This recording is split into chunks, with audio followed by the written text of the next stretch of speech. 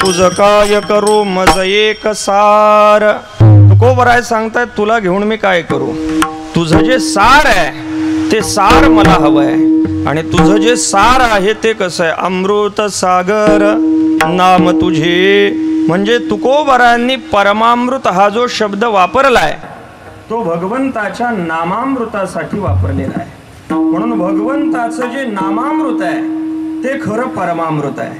मग असं परमामृत जो पितो त्या परमामृताचा परिणाम पिणाऱ्यावरती काय होतो, तो पहिला परिणाम तुकोबराय अभंगाच्या पहिल्या चरणात. परमामृते रसना ओलावली, परमामृते रसना ओलावली, परमामृते रसना ओलावली,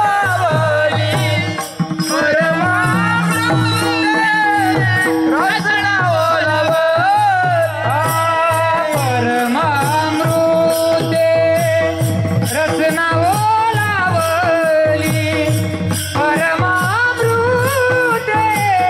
रसना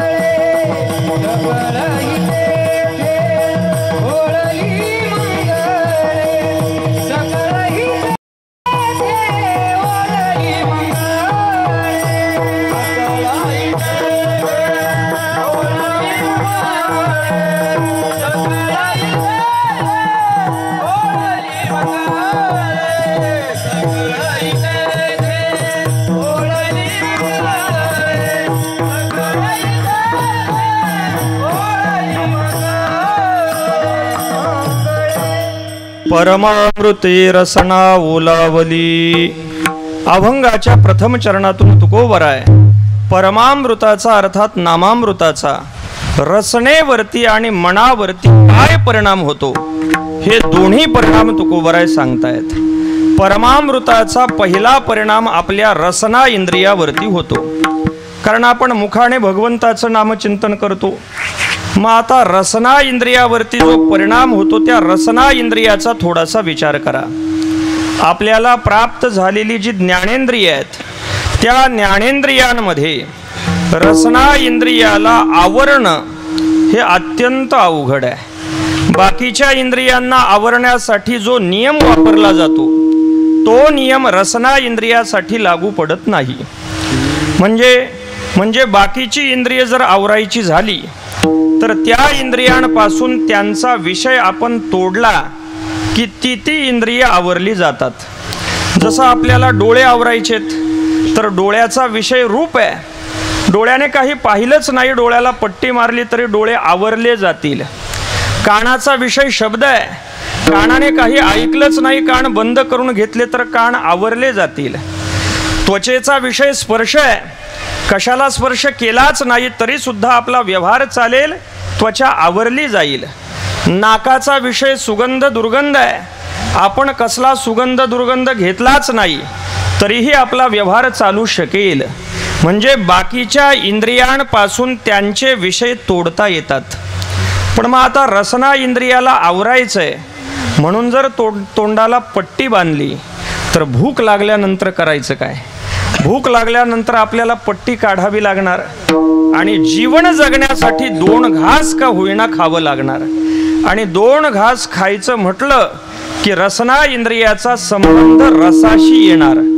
ज्ञानोबराय सांगतात एरा इंद्रिया विषय तुटे इतर इंद्रियांपासून विषय तोडता येईल तैसा नियमू नये रस हटे. तसा नियम रसना इंद्रियाच्या बाबतीत नाही. जे जीवन हे न घटे येणे विण. कारण त्याच्याशिवाय आपलं जीवनच चालू शकत नाही. म्हणजे जगण्यासाठी खावं लागणार आणि खायचं म्हटलं की तोंडामध्ये घास घातल्यानंतर रसना इंद्रियाशी संबंध येणार. जिंकण्याच्या बाबतीमध्ये रसना इंद्रिय अत्यंत अवघड आहे. का? कारण विषय तोडता येत नाही म्हणून.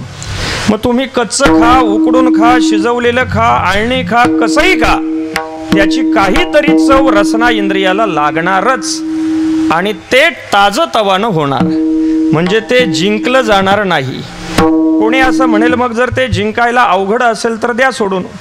बाकीची 4 जिंकली तर 4 जिंकल्यानंतर बहुमत होईल हे एकटा आपोआप त्याच्या पाठीमागे येईल. तर तसं नाही.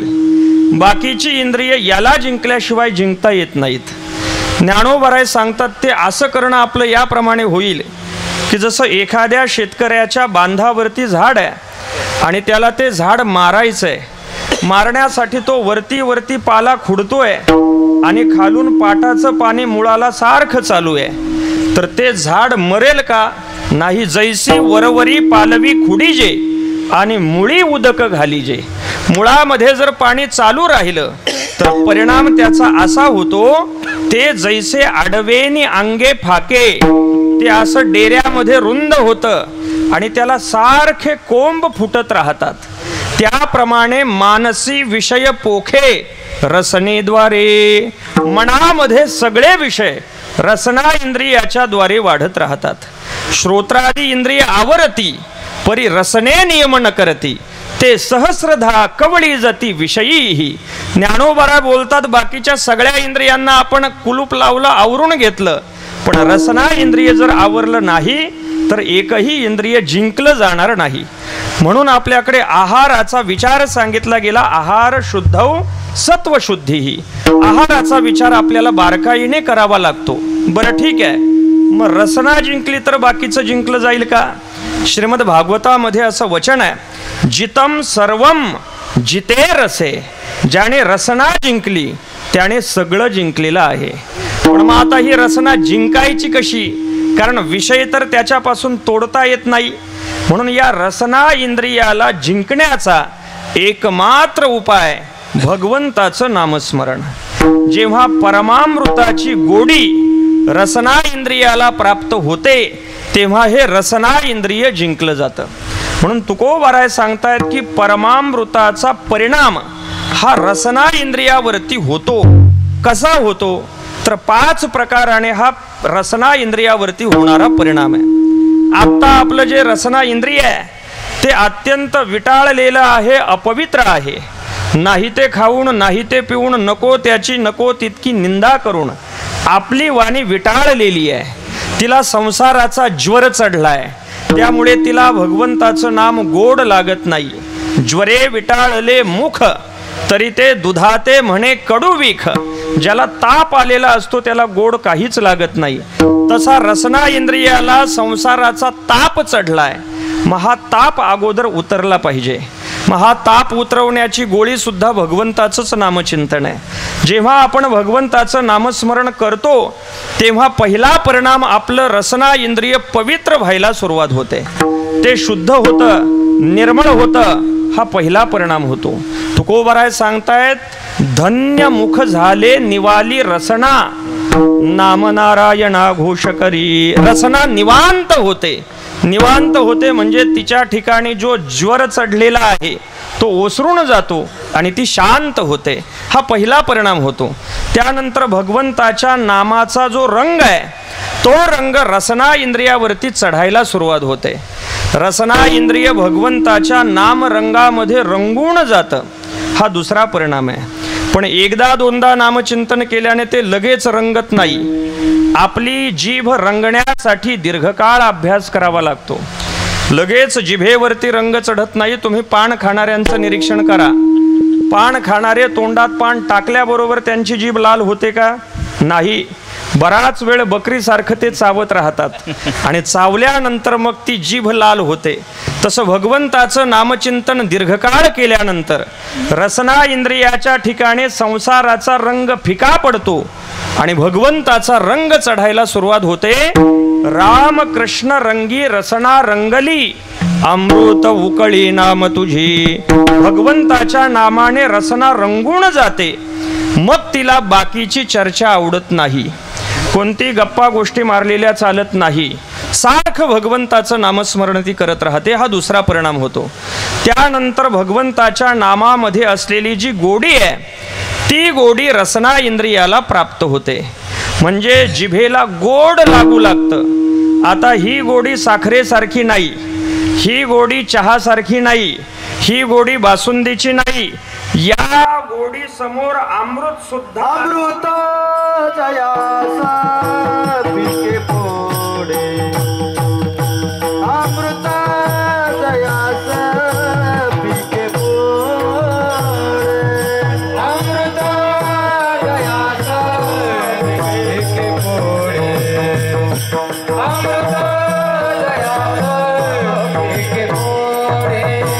जिभे गोडती ना अक्षराचा रस, जिभे गोडती ना अक्षराचा रस, जिभे गोडती ना अक्षराचा रस, जिभे गोडती ना अक्षराचा रस. अमृत जयासा पिके पोडे, अमृत जयासा पिके पोडे, अमृत जयासा पिके पोडे, अमृत जयासा पिके पोडे. जिभे गोड तीन अक्षरांचा रस, अमृत जयास फिके पुढे. म्हणजे जिभेला गोड स्वाद प्राप्त होतो. हा तिसरा परिणाम आहे. आपल्या रसना इंद्रियाला एकदा का गोड लागलं की रसना इंद्रियाचा नियम असा आहे की त्याला पुन्हा पुन्हा ते गोड पुन्हा पुन्हा खावंसं वाटतं. पुन्हा पुन्हा तो रस प्यावा वाटतो. ही पुन्हा पिण्याची जी इच्छा आहे त्याला लांचावणं असं म्हटलं जातं. लांचावले म्हणा लागली से गोडी, ते जिवे न सोडी ऐसे झाले. तुका म्हणे वाचा गुणी लांचावली, नरा हे उगली मौन्य मज. वाणीला अशी भूक लागते की हा रस पुन्हा प्यावा पुन्हा प्यावा. मग आता हा रस पुन्हा पिण्यासाठी जेव्हा रसना इंद्रिय जातं, आता ते रसना इंद्रिय मलिन नाही. त्या रसना इंद्रियाच्या ठिकाणी संसाराचा ताप नाही. त्या रसना इंद्रियाच्या ठिकाणी संसाराचा कोणताही संस्कार नाही. अत्यंत शुद्ध रसना इंद्रिय जेव्हा भगवंताच्या नाम रसाचा आस्वाद घेत, त्यावेळेला हे रसना इंद्रिय भगवंताच्या नाम रसामध्ये अगदी सर्वांगाने ओलचिंब भिजत. त्याला ओलावणे असं म्हटलं जातं. तुकोबराय सांगताय, शुद्ध रसे ओलावली, शुद्ध रसे ओलावली,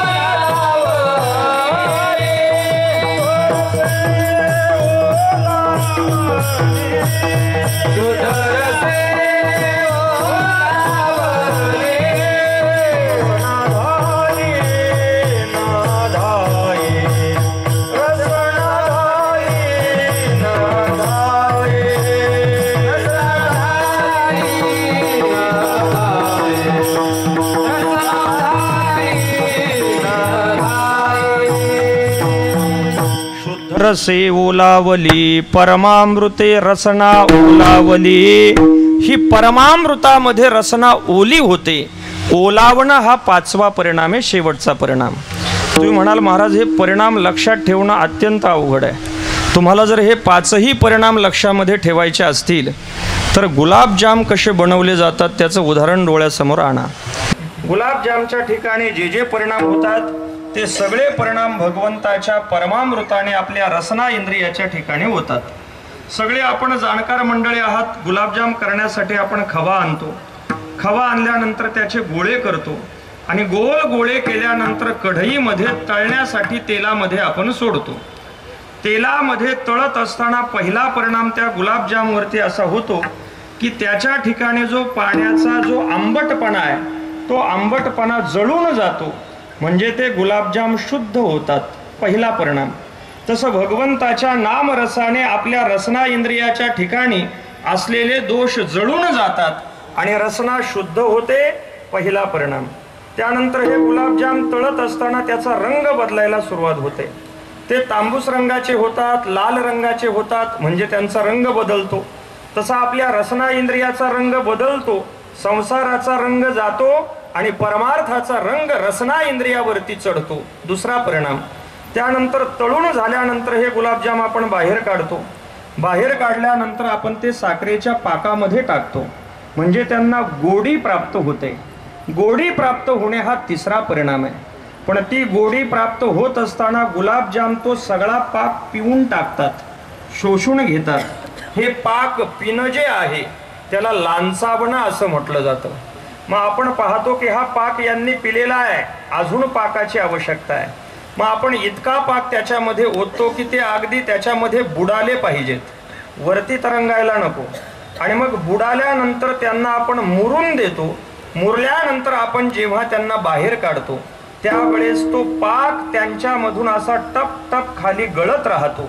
आतमध्ये तोडून पाहिलं तर अगदी कणाकणामध्ये तो पाक व्याप्त आहे, असं आतून बाहेरून त्याच्यामध्ये भिजणं त्याला ओलावणं असं म्हटलं जातं. तसं आपलं रसना इंद्रिय भगवंताच्या नामरसामध्ये इतकं ओलावून जातं की त्याच्यामध्ये असलेला हा नामरस आतमध्ये पाझरायला सुरुवात होते. मग आतमध्ये हा कुठे जातो? आतमध्ये असलेलं दुसरं महत्वाचं इंद्रिय आहे, त्याला मन असं म्हटलं जातं. आणि हा नामरस मनापर्यंत जायला सुरुवात होते. आता मनाचा मोठा विस्तार आहे, पण थोडक्यामध्ये सांगायचं तर हे मन अत्यंत दूषित झालेलं आहे. महामळे मन होते गांधले, शुद्ध चोखाळले स्फटिक जैसे. माणसं मनामुळं व्याकुळ आहेत. मनोरुग्णांचं प्रमाण वाढत आहे. म्हणून मनोरुग्णांसाठी सगळ्यात अत्यंत उत्कृष्ट मार्ग म्हणजे भगवंताचं नामचिंतन आहे. तुकोबराय सांगतायत भगवंताचं नामस्मरण सुरू केलं की जसा रसनेवरती परिणाम होतो तसा मनावरती सुद्धा परिणाम होतो. मन पवित्र होतं आणि भगवंताच्या चरणाजवळ जाऊन स्थिर राहतं. मनाची राहिली वृत्ती पायी. मनाची वृत्ती भगवंताच्या चरणाच्या ठिकाणी राहते. नाम घेता मन निवे, जिव्हे अमृताचे श्रवे, होता ते बरवे अवघे शकून लाभाचे. मन रंगले रंगले तुझ्या चरणी स्थिरावले, केलिया विठ्ठले ऐसे कृपा जाणावी. भगवंताच्या नामरसाने मन शांत होतं, निवांत होऊन जातं, म्हणजे मनही जिंकलं जातं. हा आपल्यावरती होणारा परिणाम आहे. म्हणजे भगवंताच्या या नामरसाचा जीवावरती होणारा हा परिणाम आहे. मग आता या परमामृताचा परिणाम फक्त एवढाच आहे का? तुकोबराय सांगतात नाही. या परमामृताचा जगावरती सुद्धा परिणाम होतो. जसा जीवावरती होतो तसाच जगावरती सुद्धा होतो.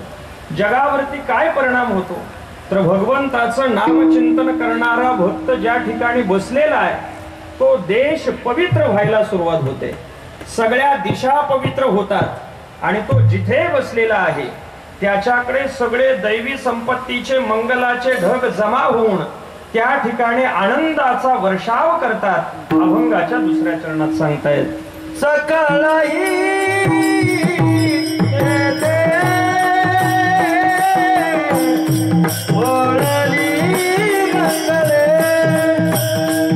सकाळी